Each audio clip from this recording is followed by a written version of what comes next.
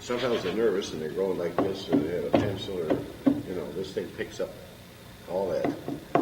The guy the other day, I told him ahead of time that he just couldn't. And it picks it up. It's no big deal, but it's just something that we got to do.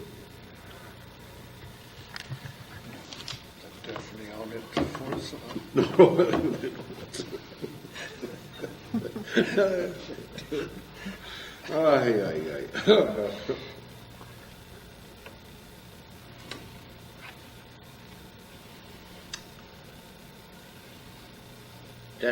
Testing.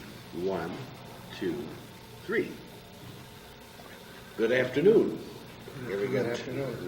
the old timers here. We've traveled a lot of miles together, haven't we? Here we on my left. Here's Wally Schuepp.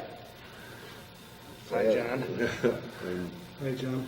George Anton from Armor, and Wally's a cheesemaker. And we're going to try to interview Wally here and show us the transition where he was born on, or was made Swiss cheese for many years, and then maybe the transition into Italian, which was the new part of the industry. And of course, as the technology progressed, George Anton with Armor, Division of Armor, brought new cultures and new technology, and we'll get into that today. Well, Wally, your father came from Switzerland, right? Yes. What part of Switzerland did he come from? Camp Turgau. Turgau. And did he get married over there, or? No, he was married here. He was married here. And some of the factories that he made cheese, can you remember them, some of those? He made some cheese out by Fenimore for a year or two, which was the Shady Dell factory, and from there he went to a factory between Mount Vernon and Verona that was called the Holland Cheese Company. And then from there he went down to Evansville that he had bought probably a few years before he left the Holland factory. And then from there he retired making cheese in Evansville, and he bought a tavern, I guess, which goes with after the cheese making. So many cheesemakers ended up in the bar business. It just seemed like synonymous with cheese making, with their homemade wine making. The last factory that your father was on, was that a co-op? No, private. Private. So he bought the milk. And this was another new transition that was evolving with the industry from the cooperative factories, right? To the Right. little co-ops, and then they had to wait, right? And was that the reason? The reason was that they had to wait so long for their milk check. And then grade A came along, and we're trying to show you today that how it has progressed. And Wally, the reason I think you're so interesting is that you were born on the Swiss cheese factory then, or your dad was making cheese? Nah, well, the first factory was a cheddar factory, and then And how old were you then? I was born on a cheddar factory. On the cheddar factory. Then from there, we went to Holland factory, which became a Swiss cheese factory. And I made Swiss cheese with my father there through high school. Then after I got out of high school, I went to Evansville, the factory that he bought over there. And I was there for 12 years. And after I left Evansville, I came over to, my father sold out in 1955 in Evansville to Goldenrod Creamery. And I worked for Goldenrod for some years. I don't remember exactly, probably about five years. And then from there, I came over to Monroe, and we started which was the Roman Cheese Company, which is now Avonmore, into an Italian factory. I started making Italian cheese in 1955 for Goldenrod, and there was a gentleman from Italy. His name was Virginio Percotti, and he was the one that taught me how to make Parmesan, Romano, and all the different kinds of Italian cheeses. Wally, do you remember many things like on your dad's factory there? Did you have to haul milk? Was that part of your job, hauling milk, or did they bring milk in with the cans, or you recall when you first started? Or? Well, at first we made cheese twice a day at the Holland factory. And then after And what year you think that was about? 1933. And they were still making cheese twice a day, 7 days a week. With the old fire wagons, whether you push the fire wagon from the one kettle to the other or the water heating tank. And it was very interesting. You don't see that at all anymore. And anyway, Did you have electricity then? no, No electricity? no, You have a steam engine? yes. Steam engine and yes. steam boilers, and I suppose it was your job. Did you have to clean the flues too? Sure, you bet. Once in a while, they didn't have controls like they do now, automatic. If you didn't watch them, they could be out the roof if you wasn't careful. They could blow up, right? Yeah. They didn't know it was safety devices. It was quite a deal back in those days, wasn't it? It was Right. really, when you think back, the years, how it was, even like in our generations, back. Well, then, like you said, the farmers, did they bring the milk in with the buggies? Morning and night. Morning and night? Were they past the horse stage then, or? Some had a horse or two left, and old cars made over that they cut down and made a truck out of them, and what else did they have? Mostly that was it, I guess. But they hauled it in twice a day. Twice a day. Well, then what type of cooling system did you put in there, or did the farmers cool it? They got their own can coolers then and cool their milk after they quit making twice a day. Twice a day. And I don't remember when that was probably about 1937, because that's when electricity came. 36 electricity came, and they started cooling milk then too. It was quite a thing, even when I picked up milk, when the when the wind didn't wind, as we say, you had no cold water for cooling that milk, and it was, they almost had to haul their milk twice a day. All right, getting back to this Italian, then tell us a few things, your first experiences with Italian, and the difference maybe between your stretch cheese and your Romano, and maybe we'll explore some of that. Your first cheese probably was We made the mozzarella, we made the hardtack first, the Parmesan and Romano, and we made it for Chef Boyardee for Goldenrod, and this is where? at Evansville. At Evansville. That was a Swiss cheese factory, which was made into an Italian factory, and my dad had sold out to Goldenrod. I think I mentioned that. Mm-hmm. And from there, it was always an Italian factory, and until they closed it up in about 1960. But I was gone at that time over to Monroe here. And then the milk went to Broadhead then? Yes, And that's where Goldenrod was located. Right. But you didn't make cheese there. No. You went from there right to Monroe, right. to Roman cheese. And what type of cheese did you make there then?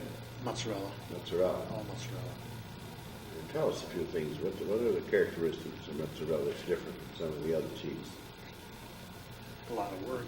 It's a Well, lot tell of them how you chemistry. had to make it the old-fashioned way. Today they got mixers and molders. Oh, we had to start out with mixing the curd by hand with an old paddle in a tub of hot water, and you had What to was have the temperature of that water? Oh, that was about 160 degrees maybe.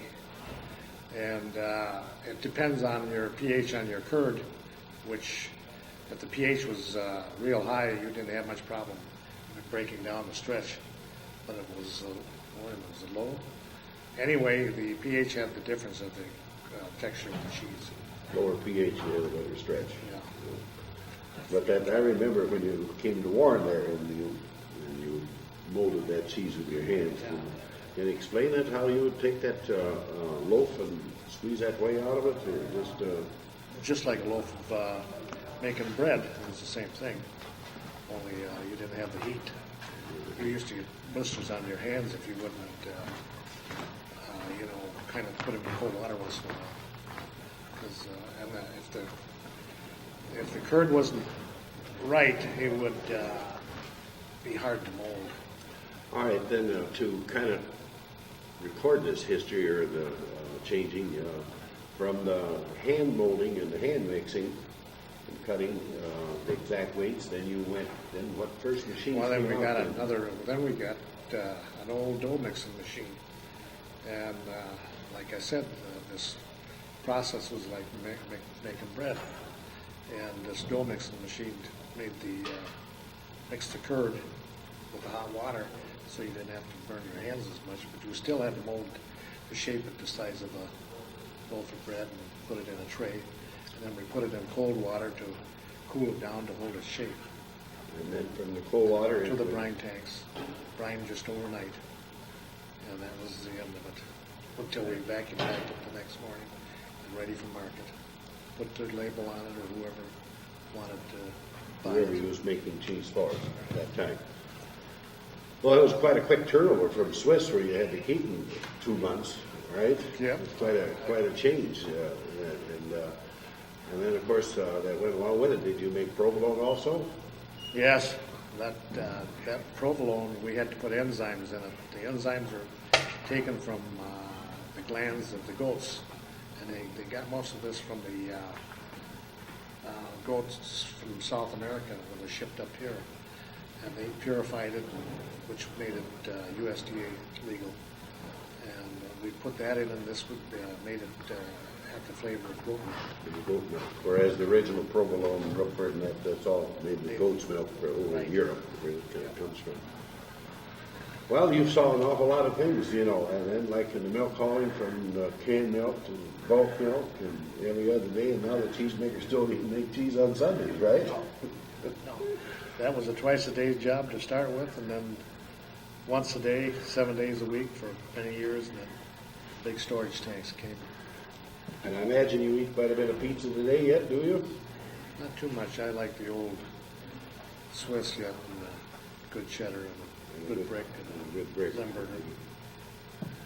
All right, and George Anton over here is a starter man, as we used to call it, or what the old cheesemakers call it, the starter man, with the culture to make the cheese with. And George, could you give us a little background where you came from? I was born and raised up in the northwestern part of Wisconsin. I was referred to as the Rice Lake area. And There were some cheese factories over there too, there was right? an awful lot of them in what we call the Rice Lake area. Nowadays, most of them are closed. Larger operations have taken over. And moved south following the cheese industry. And then you went to school, or was this your I went to the short dairy course in Madison during the fall of the year back in 1953. And then I ended up taking a job making cheese at Platteville, Wisconsin. And then, what type of cheese was that? that was Swiss cheese and cheddar cheese and Colby cheese. And I stayed there until the fall of '62, and I came to Monroe and started working for Armour Food Company. And I was in quality control and a cheese grader for Armour. And I graded all types of cheese. And a cheese grader has to be a license, right? Mhm. And I think all cheese in the state of Wisconsin has to be graded by the state of Wisconsin. Is that right? But most of the types, yes, has to have the Wisconsin grade stamp on it. I believe that's the only state in the union that has that. Is that I always right? believe so, yeah. All right. Now, when you first came around here as quality control on these cultures, can you kind of tell us about what it was like out there in the field? You know what, the cheesemaker mostly had his own little culture and maybe his own little flavor. Maybe some factories had a little distinct flavor for brick cheese or something like that, and how it evolved into the technology we have today. Well, each factory making Swiss cheese, they would save their own waste starter and they'd carry it over from one day to the next. And sometimes they'd pick up some kind of a bug and it just wasn't good the next day. They'd borrow from a neighboring cheese factory, and it was strictly a waste starter. So they would go to the next cheesemaker, and if that didn't work, you went to another factory, but Yes. there was always a factory around to get some. And Yes. today, Yes. you go look for that neighbor, and he isn't there, right, George? Right. And nowadays, these dairy labs have their own cultures, frozen cultures, and most of it is directly frozen cultures, directly added to the vat or a kettle. And it's quite an improvement from what it used to be. It's much more reliable. All right, and then when you were kind of noted as a troubleshooter, that when they had trouble, Armor sent you out there to try to help the fellows, right? Yes. Can you mention a few things like that are of interest or Well, that may usually, come to your mind, you know? usually a lot of times working with cultures, a lot of times with milk cultures that you're using nowadays, there's so many different strains of cultures, and some plants just can't use some of the strains. And, as a general rule, most of them would work, but occasionally you'd run into one that each one was numbered and it just wouldn't work. So you just have to try some trial and error until you find the culture that you want to try. You know, it's really technology, you know, and some of those factories, you know, really had a culture that they kind of took pride. These cheesemakers says, look, my old starter, I still got the same one, and when it goes a little off, I keep working it back so it builds a little resistance. But today, I think, what is the word that we use? Tell us the word when we have problems. Can you think of that word? Phage is what I'm thinking. Bacteriophage, yes. It's minute bacteria that you actually can't see under a microscope, but it'll be in the atmosphere and it'll attack the cheese cultures and deadens them, and it's next to worthless. And sometimes if farmer probably slips in some treats of cow for mastitis using penicillin, and if some of that milk goes into the makeup, it'll ruin the whole batch, and you'll end up with bloaters on the table the next morning, and you got to start from scratch again, get another culture. We didn't have much of that back when they all milked twice a day, did they, Wally? I mean, they never treated their cows. And then this new technology came along with the milking machines. And Didn't have time to get bad. It came right from them. Now, that was quite a problem, right, George, when that first was introduced, this new method of treating the cattle, Yes, yes. the penicillin. And then, I think in my own experiences, I think they start making it more powerful. I'm not that familiar with it, but it seemed like the early penicillin wasn't so detrimental. Well, I suppose that could be, yes. Wasn't that much of a problem, yes. But Then they start treating dry cows, where they start injecting the udder with while they were in the dry period of getting their rest, so the end of the lactation and milking lactation, and then they forget and come around and milk that cow. It's quite a change, right? the milk was supposed to have been held out, I believe, about 3 days, something that range. With sometimes carelessness that slip it in. It's carelessness on Could have a purpose. problem. There's money going out that drain with milk replacers. Well, that's another item that, today they have milk replacers, whereas years ago you had to take that first milk and feed it to the calf. Wally, when your dad made cheese, how long did you figure you had to take the milk out when it was just without penicillin? When they took them in, The cow fresh, you used to say to the farmer, you should keep it out like 7 days, 14 milking. yeah, she had to be out at least, no, I think it was 7 or 8 milkings. 7 or 8 milking. Yes. And then all cattle aren't the same. Some will still carry it for another 2 or 3 days. I don't know why, but this is the same as people. Cattle aren't the same either. They'll keep it in their system longer. And that's when it's just really the farmer's fault either, but the cheesemaker has to suffer for it because they make a bad batch of cheese. Well, on these cultures, George, what companies were around here that they purchased this? Well, most of it was Marshall Dairy Lab that's had a plant in Madison, Wisconsin, was basically the first ones that come up with these cultures. And since that time, there's Pfizer, I guess, and quite a few companies that are making the cultures. And most of them sold rennet before, right? Mm-hmm. They were already into the dairy industry or in the trade and so on. And these cultures are frozen. Mm-hmm. And how are they shipped? Shipped in with dry ice in insulated containers. And usually you had to have a freezer container. Once you took them from the shipping container, you'd have a small freezer that was kept cold enough to keep these cultures. And usually had a week's supply at a time. And the temperature, you think, is around minus 50? At least summers in that range, yeah. Well, that's what technology brought. You couldn't have did that back in, or have done that back in the 30s, right, Wally? You know, And of course, to go borrow culture today or start it from a neighboring factory, it's almost impossible to do. You know, you just went down the road and says, "Here, I got a little problem," right? And they don't have them anymore. It's all manufactured. you know, This is, since these frozen cultures, it's taken out a lot of the guesswork out of the cheesemaking. It's quite a boost for the industry. It's expensive, but in the long run, it pays for itself. now, on the grading, have you noticed much grading throughout the time there that when you first started in Armour back in the 60s and when just before you retired? Do you think the cheese grade is about the same or you have a little better quality it's today? improved to us pretty much as improved from what it used to be.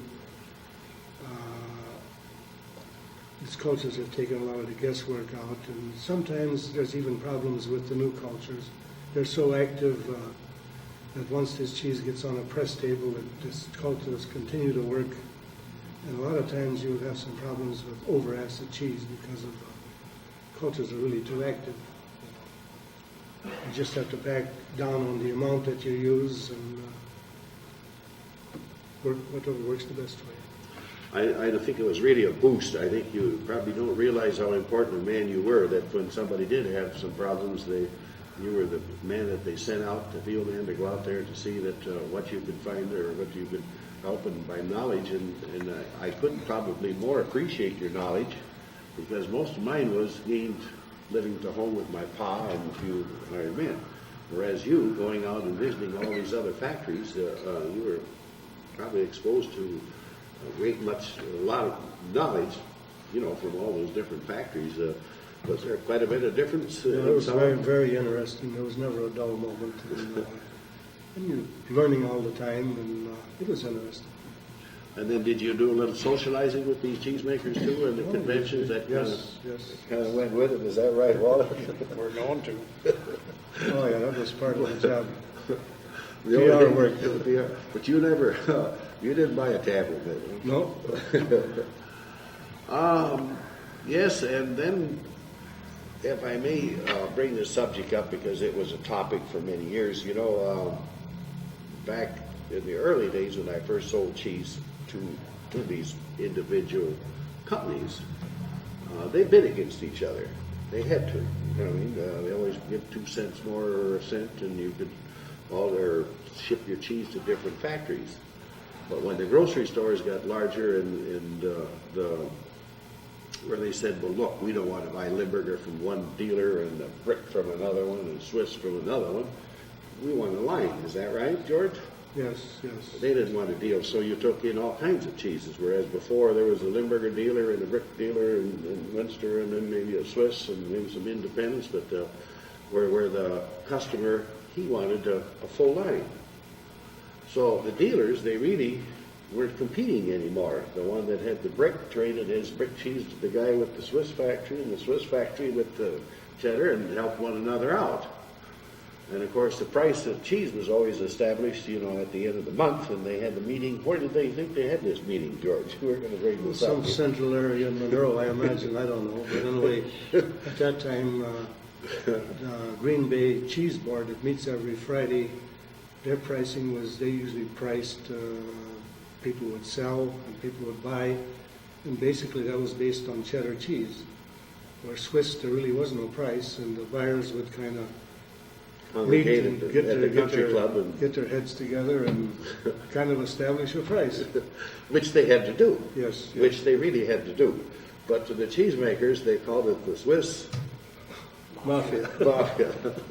It's just a term that they used.